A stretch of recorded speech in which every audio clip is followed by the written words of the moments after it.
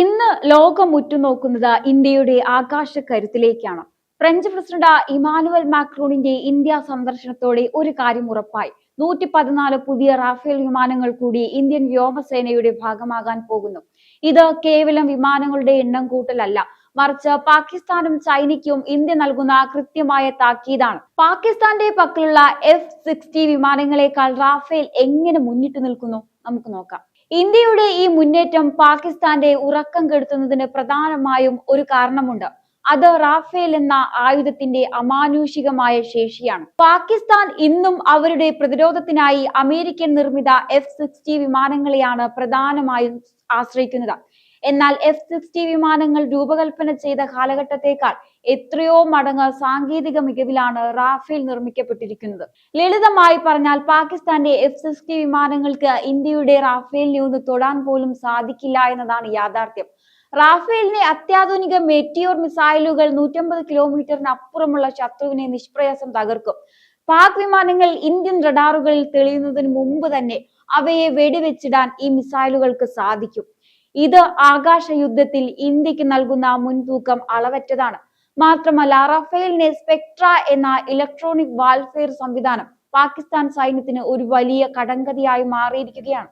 ശത്രുവിന്റെ റഡാറുകളെ കണ്ണുപൊട്ടിക്കാനും അവരുടെ മിസൈൽ ആക്രമണങ്ങളിൽ നിന്ന് അത്ഭുതകരമായി രക്ഷപ്പെടാനും റഫേലിന് കഴിയും.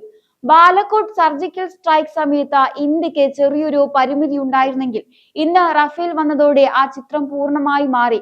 അതിർത്തി കടക്കാതെ തന്നെ ശത്രു രാജ്യത്തിന്റെ ഉള്ളിലുള്ള തീവ്രവാദ കേന്ദ്രങ്ങളെ തകർക്കാൻ ശേഷിയുള്ള സ്കാൽപ് മിസൈലുകൾ ഇന്ത്യയുടെ പക്കലുണ്ട്.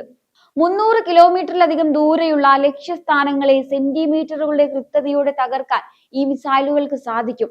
അതായത് പാകിസ്ഥാൻ സൈന്യം അവരുടെ ബങ്കറുകളിൽ ഇരുന്നു പോലും ഇന്ത്യയുടെ ആക്രമണത്തെ ഭയപ്പെടേണ്ടി വരും അവസ്ഥയാണ് ഇന്നുള്ളത്. 114 പുതിയ റഫേലുകൾ കൂടി എത്തുന്നതോടെ ഇന്ത്യൻ വ്യോമസേന ലോകത്തിലെ തന്നെ ഏറ്റവും വലിയ പ്രഹരശേഷിയുള്ള സേനയായി മാറും. ഒരേ സമയം പാകിസ്ഥാനെയും ചൈനയെയും പ്രതിരോധിക്കാൻ ശേഷിയുള്ള ടു ഫ്രണ്ട് വാർ ശേഷിയിലേക്ക് ഇന്ത്യ അതിവേഗം കുതിക്കുകയാണ്. നമ്മൾ മനസ്സിലാക്കേണ്ടത് റാഫേലിലെ മെറ്റിയോർ മിസൈലുകളെ കുറിച്ചാണ്. പാകിസ്ഥാൻ അഭിമാനിക്കുന്ന F-60 വിമാനങ്ങളിൽ അംബ്രം മിസൈലുകളാണുള്ളത്. ഇതിന്റെ ദൂരപരിധി ഏകദേശം 100 കിലോമീറ്റർ ആണ്.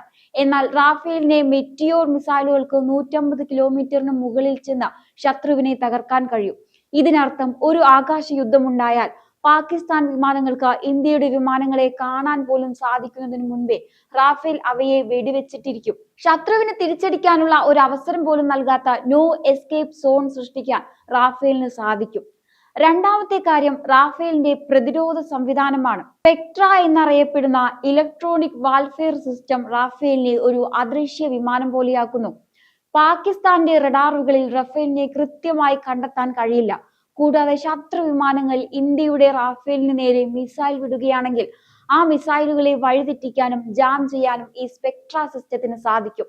അതായത് ശത്രുവിന്റെ കയ്യിൽ എത്ര വലിയ മിസൈൽ ഉണ്ടെങ്കിലും റാഫേലിനെ ഒന്ന് തൊടാൻ പോലും അവർക്ക് സാധിക്കും.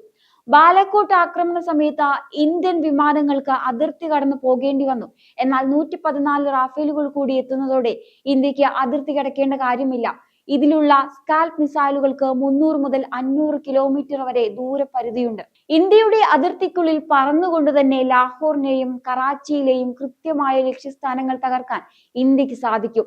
പാകിസ്ഥാൻ സൈന്യം അവരുടെ സുരക്ഷിത താവളമെന്ന് കരുതുന്ന സ്ഥലങ്ങൾ പോലും റാഫേലിന്റെ മുന്നിൽ തകർന്നടിയും. ഇവിടെ നാം ശ്രദ്ധിക്കേണ്ട മറ്റൊരു കാര്യം പാകിസ്ഥാൻ സാമ്പത്തികമായി പാപ്പരായിക്കൊണ്ടിരിക്കുകയാ എന്നതാണ്. അവർക്ക് പുതിയ വിമാനങ്ങൾ വാങ്ങാനോ ഉള്ളവ നവീകരിക്കാനോ പണമില്ല. ചൈനയിൽ നിന്ന് അവർ വാങ്ങുന്ന J-50 വിമാനങ്ങൾ റാഫേലിന്റെ അടുത്തുപോലും എത്താൻ യോഗ്യതയില്ലാത്തവയാണ്. എന്നാൽ ഇന്ത്യ ആകട്ടെ $40 ബില്യൺ കരാറുമായി മുന്നോട്ട് പോകുന്നു. ഇത് ഇന്ത്യയുടെ സാമ്പത്തിക ഭദ്രതയുടെയും ആഗോളതലത്തിലുള്ള സ്വാധീനത്തിന്റെയും തെളിവാണ്. അമേരിക്കയും ഫ്രാൻസും ഉൾപ്പെടെയുള്ള വൻ ശക്തികൾ ഇന്ത്യയെ സഹായിക്കാൻ മത്സരിക്കുമ്പോൾ പാകിസ്ഥാൻ ഒറ്റപ്പെട്ടു പോയിരിക്കുകയാണ്. റാഫേൽ വെറുമൊരു വിമാനമല്ല, അതൊരു പറക്കുന്ന കമ്പ്യൂട്ടറാണ്. ഇതിലെ സെൻസർ ഫ്യൂഷൻ എന്ന സാങ്കേതിക വിദ്യ വഴി പൈലറ്റിന് യുദ്ധഭൂമിയുടെ പൂർണ്ണ രൂപം തത്സമയം ലഭിക്കുന്നു. ശത്രു എവിടെയാണ്, അവർ എങ്ങോട്ടാണ് നീങ്ങുന്നത് എന്നതിനെ കുറിച്ച് റാഫേൽ നൽകുന്ന വിവരങ്ങൾ ഇന്ത്യൻ വ്യോമസേനയുടെ മറ്റ് വിമാനങ്ങൾക്കും കൈമാറാൻ സാധിക്കും. ഇതിലൂടെ ഒരു സംഘം വിമാനങ്ങളെ നയിക്കാനും ഏകോപിപ്പിക്കാനും റാഫേലിന് കഴിയും. പാകിസ്ഥാൻ കാലങ്ങളായി ഇന്ത്യയെ ഭയപ്പെടുത്തിയിരുന്നത് അവരുടെ പക്കലുള്ള അമേരിക്കൻ നിർമ്മിത F-60 വിമാനങ്ങൾ കാണിച്ചാണ്. എന്നാൽ ഇന്ത്യയുടെ മണ്ണിൽ റാഫേൽ ചക്രവർത്തി കാലുകുത്തിയതോടെ പാകിസ്ഥാന്റെ ഈ അഹങ്കാരത്തിന് അന്ത്യം കുറിക്കപ്പെട്ടിരിക്കുകയാണ്. F-60 വിമാനങ്ങൾ ഇന്ന് റാഫേലിന് മുന്നിൽ വെറും ഒരു പഴഞ്ചൻ കളിപ്പാട്ടം പോലെയായി മാറിയിരിക്കുകയാണ്. F-60 വിമാനങ്ങൾ റാഫേലിനെ നേരിടാൻ വന്നാൽ അവർക്ക് റാഫേലിനെ കാണാൻ പോലും കഴിയില്ല എന്നതാണ് യാഥാർത്ഥ്യം. റാഫേലിന്റെ ലോ ഒബ്സർവേബിൾ സാങ്കേതിക വിദ്യ കാരണം F-60 റഡാറുകളിൽ റാഫേൽ ഒരു ചെറിയ പക്ഷിയെ പോലെയോ അല്ലെങ്കിൽ കാണാൻ കഴിയാത്ത വിധത്തിലോ ആയിരിക്കും തെളിയുക. എന്നാൽ റാഫേലിന്റെ അത്യാധുനിക എസ് റഡാർ കിലോമീറ്ററുകൾക്ക് അപ്പുറം വെച്ച് തന്നെ F-60 വിമാനങ്ങളെ കൃത്യമായി കണ്ടുപിടിക്കും. അതായത് ശത്രു നമ്മളെ കാണുന്നതിന് മുമ്പ് തന്നെ നമ്മൾ അവരെ ലക്ഷ്യം വെച്ചിട്ടുണ്ടാവും. ഇന്ത്യയുടെ ഈ മുന്നേറ്റത്തിന് പിന്നിൽ ഒരു വ്യക്തമായ യാഥാർത്ഥ്യമുണ്ട്. ഇന്ത്യൻ വ്യോമസേനയ്ക്ക് അംഗീകൃതമായ 42 ഫൈറ്റർ സ്ക്വാഡ്രണുകളുടെ ആവശ്യകതയുണ്ടെങ്കിലും നിലവിൽ പ്രവർത്തനക്ഷമമായത് ഏകദേശം 29 സ്ക്വാഡ്രണുകളാണ്. അതേസമയം പാകിസ്ഥാൻ ഏകദേശം 25 സ്ക്വാഡ്രണുകളെ വിന്യസിച്ചിരിക്കുമ്പോൾ ചൈനയുടെ പീപ്പിൾസ് ലിബറേഷൻ ആർമി എയർഫോഴ്സ് 60-ലധികം സ്ക്വാഡ്രണുകൾ ശക്തിപ്പെടുത്തുകയാണ്. 4ാം തലമുറയും 5ാം തലമുറയും ഉൾപ്പെടുന്ന അത്യാധുനിക യുദ്ധവിമാനങ്ങളുടെ തുടർച്ചയായ ഉൾപ്പെടുത്തൽ ഇന്ത്യയുടെ സുരക്ഷാ ആശങ്കകൾ വർദ്ധിപ്പിക്കുന്നുണ്ട്. ഈ സാഹചര്യത്തിലാണ് ഇന്ത്യയുടെ പ്രതിരോധ സംവിധാനം വെറും നിലനിർത്തലല്ല ലക്ഷ്യമിടുന്നത്, മറിച്ച് ആകാശത്ത് ആധിപത്യം ഉറപ്പിക്കാനുള്ള ശക്തമായ മുന്നേറ്റമാണ് ഇന്ത്യ നടത്തുന്നത്. ഇവിടെയാണ് റാഫേലിന്റെ പ്രാധാന്യം കൂടുതൽ തെളിഞ്ഞു വരുന്നത്. ഡസ്റ്റോൾട്ട് ഏവിയേഷൻ നിർമ്മിക്കുന്ന റഫേൽ 4.5 തലമുറ മൾട്ടി റോൾ ഫൈറ്റായി കണക്കാക്കപ്പെടുന്നു. ഇന്ന് ഇന്ത്യൻ ശേഖരത്തിലെ ഏറ്റവും നൂതനവും ഏറ്റവും വിശ്വാസമുള്ളതുമായ യുദ്ധവിമാനങ്ങളിൽ ഒന്നായി ഇത് മാറിയിട്ടുണ്ട്. 2016 ഇന്ത്യ ഒപ്പുവെച്ച കരാർ പ്രകാരം 36 റാഫേൽ വിമാനങ്ങൾക്ക് ഇന്ത്യ അനുമതി ലഭിക്കുകയും അവ ഇന്ന് വ്യോമസേനയുടെ മുൻനിര സ്ക്വാഡ്രണുകളിൽ പൂർണ്ണമായി പ്രവർത്തനക്ഷമമായി വിന്യസിക്കപ്പെടുകയും ചെയ്തിട്ടുണ്ട്. ഈ വിമാനങ്ങൾ ഇന്ത്യയുടെ പ്രതിരോധ സംവിധാനത്തിന് ഒരു പുതിയ ആത്മവിശ്വാസവും ഉയർന്ന ആക്രമണ പ്രതിരോധ ശേഷിയും സമ്മാനിച്ചു. ഇപ്പോൾ 114 റഫേൽ വിമാനങ്ങൾ കൂടി വാങ്ങാനുള്ള ശ്രമം ഒരു സാധാരണ ആയുധ കരാറല്ല. ഇത് ഇന്ത്യയുടെ സുരക്ഷാ തന്ത്രത്തിന്റെ പുതിയ ഘട്ടമാണ്.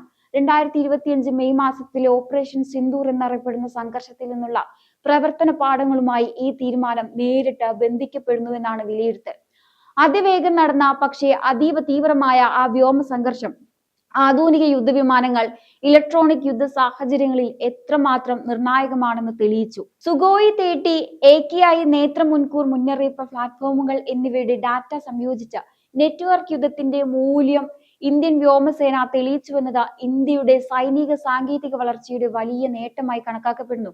ഈ പശ്ചാത്തലത്തിൽ കൂടുതൽ റഫേലുകൾ ഇന്ത്യയുടെ ഫ്ലീറ്റിൽ ചേർക്കപ്പെടുന്നത് ഇന്ത്യയുടെ സെൻസർ ഫ്യൂഷൻ ശേഷിയും ഡാറ്റ ലിങ്ക് യുദ്ധതന്ത്രങ്ങളും കൂടുതൽ ശക്തിപ്പെടുത്തും.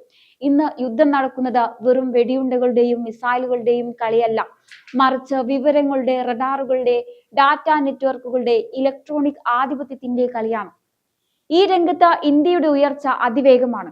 കൂടുതൽ റഫേലുകൾ ഉൾപ്പെടുന്നത് ഇന്ത്യയുടെ വ്യോമസേനയെ ഒരു പൂർണ്ണ നെറ്റ്വർക്ക് സെൻട്രിക് ഫോഴ്സ് ആക്കി മാറ്റുന്ന നിർണായക ചുവടുവെപ്പാകും. ഇതോടൊപ്പം ശ്രദ്ധിക്കേണ്ട മറ്റൊരു വസ്തുത ഇന്ത്യയുടെ പുതിയ കരാറിൽ ഭാവിയിൽ കൂടുതൽ നവീകരണങ്ങൾ നടത്താനുള്ള സാധ്യതയും ഉൾപ്പെടുന്നു എന്നതാണ്.